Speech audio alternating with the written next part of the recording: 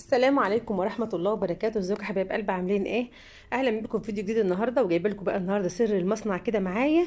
هنعمل مع بعض احلى جبنه مثلثات، حاجه حلوه قوي قوي. تابعوا الفيديو للنهايه، الفيديو فيه حاجات حلوه كتير جدا هتعجبكم قوي قوي قوي. اول حاجه معانا زي ما انتم شايفين كده، انا جبت 2 من الجبنه المثلثات او قطعتين من الجبنه المثلثات. عايزه تزودي عادي براحتك خالص. ومعايا ربع كوبايه من الزيت، و2 معلقه من الخل، ومعايا كوبايه من الحليب، ومعايا معلقه من النشا، و2 معلقه من الدقيق. تمام كده. اهم حاجه ان احنا نلتزم بالمقادير بتاعتنا. ممكن بقى لو انت عايزه تحطي معلقه لبن بودره بتبقى حلوه قوي قوي قوي معاكي كمان. تمام. عايزه تبدلي الزيت بالزبده عادي خالص برضو، عايزه تحطي زيت على زبده عادي برضو مفيش اي مشاكل.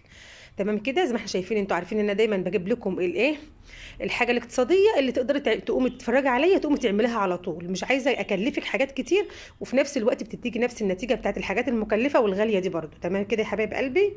زي ما احنا شايفين كده اهو، بدات ان انا احط كل المكونات بتاعتي في شفشق الخلاط بتاعي كده زي ما انتم شايفين.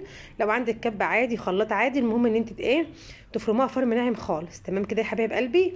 هبتدي بقى ان انا افرمها في الخلاط خلط ناعم خالص. بصي، شغلي الخلاط بتاعك وافصلي، شغلي وافصلي. تمام كده. شغلي اهو، بصي شغلي وافصلي بحيث ان هو ما يكتلش معاكي في قلب الخلاط، وكمان الجبنه بتاعتنا تسيح مع يعني تتضرب كويس جدا في الخلاط. تمام كده زي ما احنا شايفين اهو. كل شويه انا بشغل وبفصل كل شويه لحد لما الخليط بتاعي بقى ما شاء الله معايا بالشكل اللي انتوا هتشوفوه دلوقتي ده. بصوا بقى الشكل بتاعه ناعم جدا وحلو قوي. بصوا اهو. تمام كده زي ما انتوا شايفين الشكل معانا حلو قوي اهو. وهعمل لكم من الجبنه المثلثات دي يا حبايب قلبي، هعمل لكم منها باذن الله لانشون برضو هتشوفوه معايا، هيبقى حلو قوي قوي قوي من الجبنه المثلثات اللي احنا عملناها دي.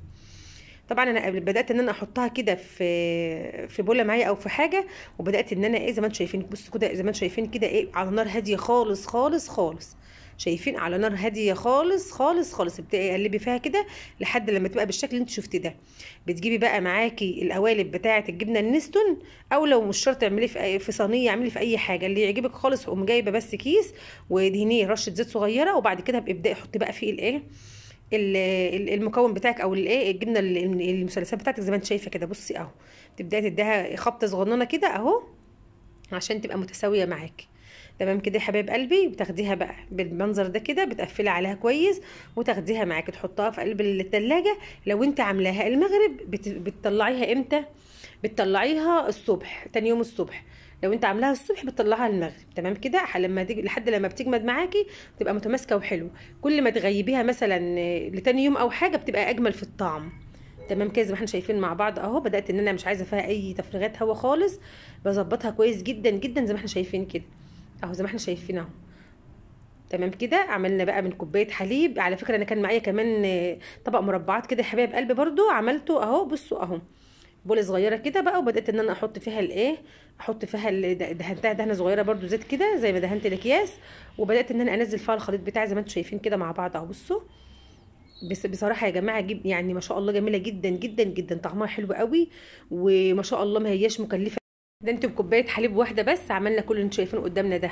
كوبايه حليب و2 جبنه مثلثات عملنا ما شاء الله قوه الا بالله. يعني ممكن لو انا كان معايا علب تانية غير علب كانت هتطلع ما شاء الله حوالي 4 أو 5 اقراص من اللي قدامكم دي. بعد ما بقى ما جمدت في التلاجة كده طلعناها اهو. بصوا بدانا احنا نقطعها كده. شايفين؟ والله العظيم جميله جدا. بصوا، جبنه مثلثات جبنه مثلثات، يعني المطه اللي فيها وشكلها عامل ازاي، تحفه بجد تحفه. طبعا لو عجبكم الفيديو بتاعنا يا ريت بقى ما تنسوناش في اللايك والشير وتفعلوا زر الجرس عشان يوصلكم كل جديد. وتعالوا نشوف مع بعض كده واحنا بنحطها في العيش بتاعنا. بصوا عامله ازاي جميله جدا. بصوا اهي، بصوا في العيش، بصوا اهي جميله جدا جدا جدا وكريميه خالص وحلوه قوي قوي وطعمها كمان جميل جدا. والسلام عليكم ورحمه الله وبركاته.